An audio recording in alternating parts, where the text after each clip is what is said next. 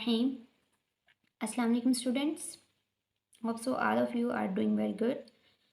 हम BSc mathematical method का chapter number 10 कर रहे हैं, ठीक है। ये हमने स्टार्ट किया हुआ है। इसकी हम एक्सरसाइज 10.3 कर रहे हैं, जिसमें आज हमने इसका करना है क्वेश्चन नंबर 9, ओके। तो 1 to 8 क्वेश्चन जो है वो हम प्रीवियस लेक्चर में सॉल्व कर चुके हैं और बहुत अच्छी तरह से सॉल्व कर चुके हैं, तो उसमें आपको कोई भी प्रॉब्लम नहीं रहेगी, ठीक है, वो लेक्चर लेने के बाद। तो अब यहाँ पर देखें, क्वेश्चन नंबर 9 में हमारे पास जो क्वेश्चन है, जो वाई फंक्शन है, वो हमारे पास है फोर्थ डेरिवेटिव, फिर डबल डेरिवेटिव और फिर सिंगल हमारे पास सिंपल वाई है।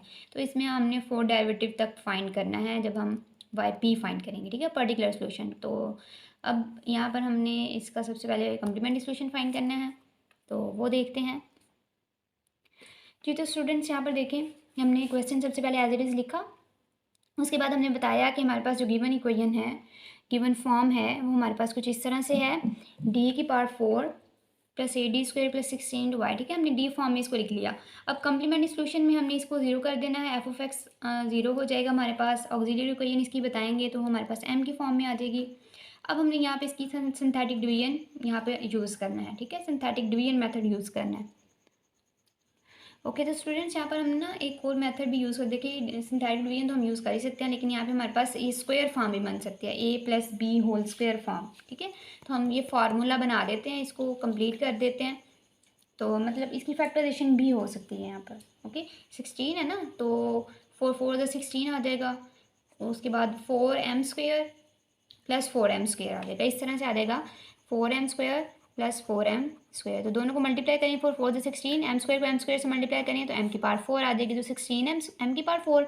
जब दोनों को ऐड करेंगे 4 प्लस 4 8 एम स्क्वायर आ जाएगा, ठीक है। तो यहाँ पे हम इसकी फैक्टराइजेशन कर लेते हैं, आप सिंथेटिक डिवीजन ना यूज़ करें, बाय फैक्टराइजेशन, ओके। तो हमने अब यहाँ पर इसकी फैक्टराइजेशन करनी है, ओके। तो इसको सोल्व करते हैं जी। तो स्टूडेंट्स ये देखिए, यहाँ पे हमने इसकी फैक्टराइजेशन कर ली है, फिर बाद में हमने कॉमन ले लिया। कॉमन लेने के बाद देखिए बेस सेम है, पावर ऐड हो जाएंगी, तो यहाँ पे स्क्वायर आ गया। अब स्क्वायर रूट लिया हमने जब स्क्वायर रूट लिया, M square plus 4 is equal to आ गया प्लस माइनस 0। एक्चुअल में जीरो ही होता है ना, माइनस का नहीं होता, ठीक है, प्लस 0 ही होता है। तो इसलिए, लेकिन हमने सिर्फ क्योंकि इसको सेपरेट करना था, इसलिए हमने यहाँ पर प्लस माइनस 0 लगा दिया।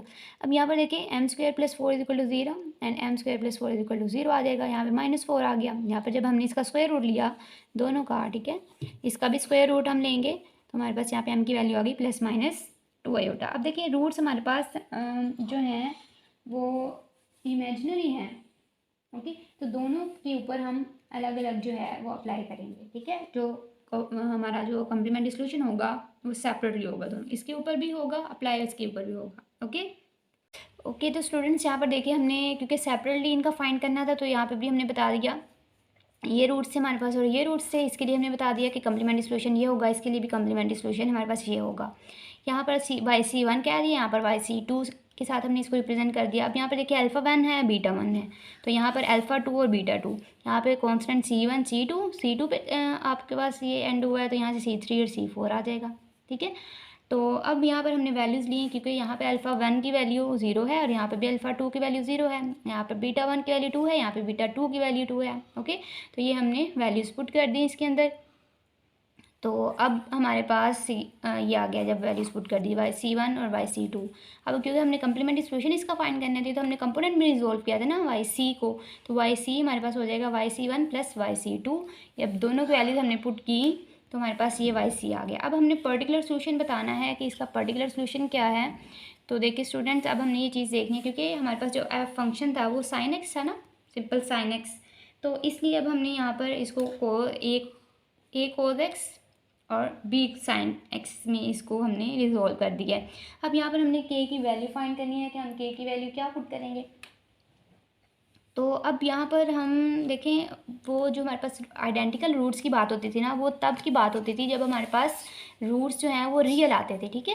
अब यहाँ पर जो रूट्स हैं वो हमारे पास रियल नहीं है, हमारे पास देखिए इमेजिनरी है, इसलिए हैं तो ये आइडेंटिकल हैं, ठीक है, हैं तो ये सेम, लेकिन ये रियल नहीं है, इसलिए हम यहाँ पर 2 आयोटा तो नहीं ले सकते, क्योंकि आपको पता है फिर हम आयोटा को किस तरह से, आयोटा का डेरिवेटिव तो नहीं होता, क्या होता है आयोटा का डेरिवेटिव, आगे हमने डेरिवेटिव फाइंड करने हैं ना पर्टिकुलर सोल्यूशन में, तो उसमें तो डेरिवेटिव होता ही नहीं है, कभी डेरिवेटिव हमने आयोटा का डेरिवेटिव तो फाइंड नहीं किया। अगर आपने किया है तो आप लाजमी मुझे कमेंट में बताइएगा कि जी हमने किया हुआ है, ठीक है, फिर मैं वहीं से सीखूँगी। ओके, तो अब यहाँ पर हमने के की वैल्यू, क्योंकि रूट्स आइडेंटिकल नहीं है और हमारे पास जो C1 है, जो YC है, उसमें साइन 2x और cos 2x है, लेकिन यहाँ पर हमारे पास cos x है और sin x है। ओके, तो ये भी सेम नहीं, इसलिए हम के की वैल्यू जो है वो 0 लेंगे। तो YP अब हमारे पास यहाँ पे आ जाएगा।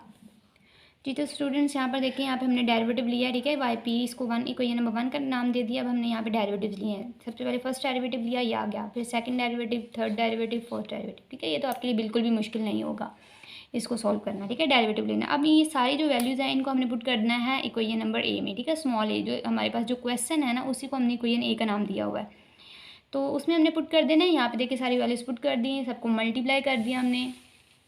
ये देखें, मल्टीप्लाई करने के बाद यहाँ पर जो cos x है जिनमें वो कॉमन ले लिया और sin x कॉमन ले लिया। अब हमने cos x और sin x के जो कॉफिशेंट्स हैं उनको कंपेयर करना है। तो बहुत सिंपल है, ये बहुत शॉर्ट बनता है क्वेश्चन ही। एक्चुअल में ये शॉर्ट है, मतलब शॉर्ट है बाकी क्वेश्चन को देख के। ठीक है, लेकिन एज ए शॉर्ट नहीं आएगा आपको, 2-3 नंबर का नहीं आएगा, 8 या 9 नंबर का ही आएगा। ठीक है, 8 और 9 नंबर्स का ही आएगा आपको। जी, तो स्टूडेंट्स यहाँ पर देखिए, हमने जब कोएफिशिएंट cos x का कोएफिशिएंट कंपेयर किया तो हमारे पास ये सारी a की वैल्यूज़ आ गई। ओके, तो यहाँ पर सबसे पहले हमने 16a और 1a को ऐड किया, 17 आ गया, -8a एज इट इज़, इन दोनों को सब्ट्रैक्ट किया तो -a आ गया। ठीक है, तो यहाँ से अब a इधर, यहाँ पे देखिए हमने तो a की वैल्यू फाइंड करनी है, 9 इधर मल्टीप्लाई हो रही है, सिर्फ आगे डिवाइड होगा तो 0 ओवर समथिंग 0 होता है। अब हमने कंपेयर करना है कोएफिशिएंट sin x का, तो sin x के कोएफिशिएंट को कंपेयर किया तो यहाँ पर देखें ये चीज़ आ गई हमारे पास, सेम है 9 भी, क्योंकि हमारे पास दूसरी तरफ जो है f(x) वो साइन में था, इसलिए यहाँ पे 1 आ गया। तो b की वैल्यू हमने यहाँ से निकाली 1/9। अब ये दोनों a और b की जो वैल्यूज़ हैं इनको हम पुट करेंगे इक्वेशन नंबर 1 में। ठीक है, putting values of a and b in equation 1। अब इक्वेशन 1 जो है वो हमारे पास है YP इज इक्वल टू,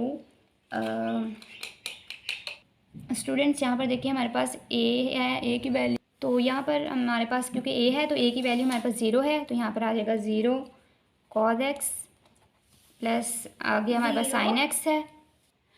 तो आगे b की वैल्यू जो है हमारे पास वो 1/9 है, तो इसकी जगह पे आ जाएगा 1/9, आगे हमारे पास आ गया sin x, तो ये तो सारा 0 हो जाएगा। तो YP एक्चुअल में हमारे पास आ गया 1/9 sin x। ओके, ये YP है हमारे पास। ऑलराइट, अब हमने YC और YP को ऐड कर देना, तो हमारे पास सिंपल जनरल सोल्यूशन आ जाएगा, वही हमारा आंसर होगा। जी, तो स्टूडेंट्स यहाँ पर देखिए हमारे पास जो जनरल सोल्यूशन है वो है y is equal to YC plus YP। ठीक है, तो हमने वैल्यूज़ पुट कर देनी है YC और YP की। तो YC की वैल्यू हमारे पास यहाँ से लेके यहाँ तक, ठीक है, C4 तक, उसके बाद YP की हमने वैल्यू पुट कर दी 1/9 sin x। तो ये ही हमारा इस क्वेश्चन का आंसर होगा। तो क्वेश्चन है ये शॉर्ट है और इजी भी है सबसे, ठीक है, कुछ ज़्यादा ही शॉर्ट है ये, तो ये आपने अच्छे से करना है, प्रैक्टिस आपने इनकी करनी है। तो अब नेक्स्ट हम करेंगे नेक्स्ट सेक्शन में नेक्स्ट क्वेश्चन जो है आगे। तो तब तक के लिए मुझे इजाज़त दें। ओके, अल्लाह हाफिज़, दुआ में याद रखिएगा।